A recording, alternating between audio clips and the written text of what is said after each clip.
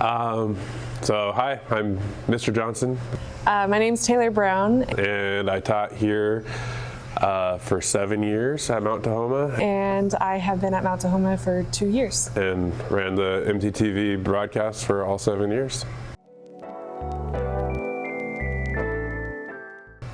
Okay, so when I got here, the broadcast was, from what I understood, run by a teacher, Mr. Killian, and it was a closed circuit broadcast. So that means it went over like a TV channel that only was in this school, and the teachers all had to turn their TV on at a certain time to see the broadcast. And if they didn't turn it on at the right time and the right channel, you couldn't see it. What I did was transition it to like a YouTube online thing so that people could stream it and watch it whenever. So I tried to add more like interviews and more stories and packages and just try to make it more interesting. It was kind of just a student reading the announcements basically, and so I tried to turn it into more of like a student news program where like students could actually have their stories and their voices heard and share ideas and fun things and serious things, and just try to make it like a really true student-run organization.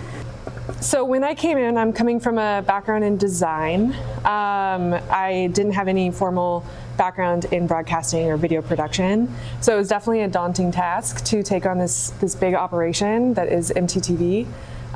Luckily, I was able to meet with Mr. Johnson, the former teacher, and he gave me a lot of tips and tricks, and I had some awesome students, you included, who were super helpful as well. But going into year 2 feels a lot more stable, feels a lot more like, we've changed the program to fit more of my strengths, and yeah. One thing that kind of struck me over the years about the MTTV was it was really kind of one of the few kind of common contact points for the entire school. So it was like, it was a way to impact, I think, the school culture. I kind of thought that there was a lot of power in it, and if we could take it really seriously and do a really good job with it, it kind of gives the students a sense that like there's something really good happening here and something that they can kind of latch onto as like a cool thing at their school and a way for them to kind of be connected to the school. I think the cool thing about MTTV is that it's been around for a really long time. Most, not all, but most of the teachers I've talked to, this has been going on for as long as they've been here. And I think the fact that it's been able to move from teacher to teacher, from expertise to expertise, MTTV is really resilient in the sense that it's this entity that can kind of adapt with the school and kind of stick with the values that the school carries, regardless of who's kind of teaching it.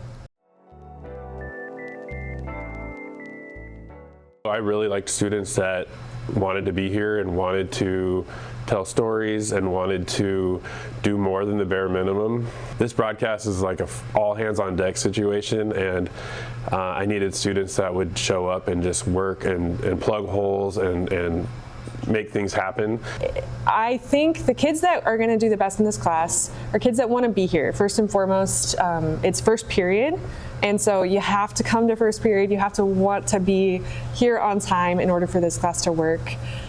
You don't necessarily have to be somebody who loves being on camera. I can completely understand that point of view.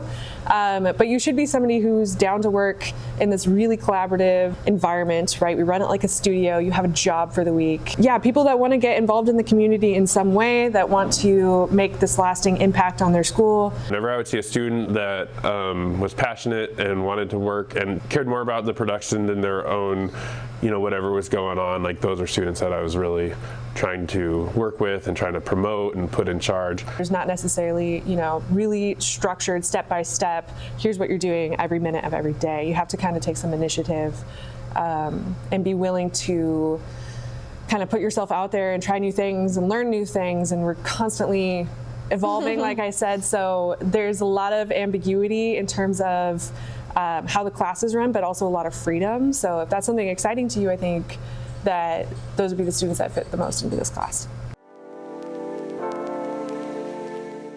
It's rewarding when students were taking ownership and proud of the work that they were creating, and when they would want to come back and improve it the next semester or the next year, just seeing them realize like the potential they have of kind of creation.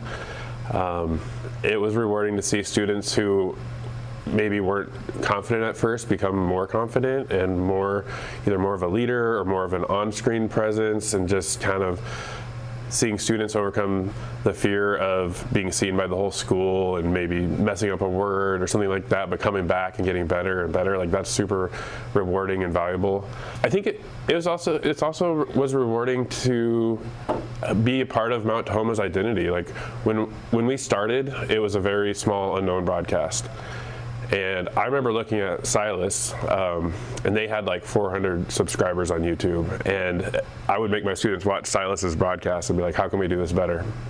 Slowly but surely, you know, we got better and better. And now in the district, I mean, Mount Tahoma is known for their broadcast, and we've kind of become the standard, I think.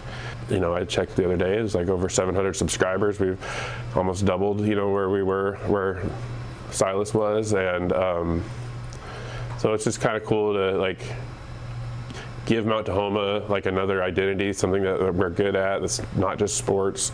It's just an avenue for the school to kind of shine a light on a lot of programs that we have here. But we also got to tell like student stories. I still remember one story. Two students worked on one of my first years. They worked on it for a long time, and it was a very sad story. They interviewed the family of a student here that had passed away. And it was a very powerful interview, and we got to be a part of like telling that story and bringing light to what happened there. And so it can really be like a really fun thing, but it can also be a really powerful thing. And there's a lot of power in stories and culture. My biggest goal when I left was to leave the next teacher with students that could just take it and keep it going. I would have been really sad to see it die. I knew the next teacher would probably have their hands full with it. And so I was really wanting to leave enough students here that had fully learned how to do everything and that could just run it. I think when I left, they didn't really miss a beat. They kind of kept it going pretty well. And hopefully, you know, students like you, Jenna, are like teaching the younger kids how to keep it going when you're gone. I mean, it's kind of the way it's going to have to work. I think we need more people in this world that are willing to create things, more people that are willing to put themselves out there and not care as much about what people might say, because your voice is important, you're important, the world needs to hear from you. And the school is better if we hear from more people. And it's a very diverse school, and to have more diversity in our media, have more diversity in our stories, like, it's only going to make the school more complete, and your voice needs to be heard, so you should sign up.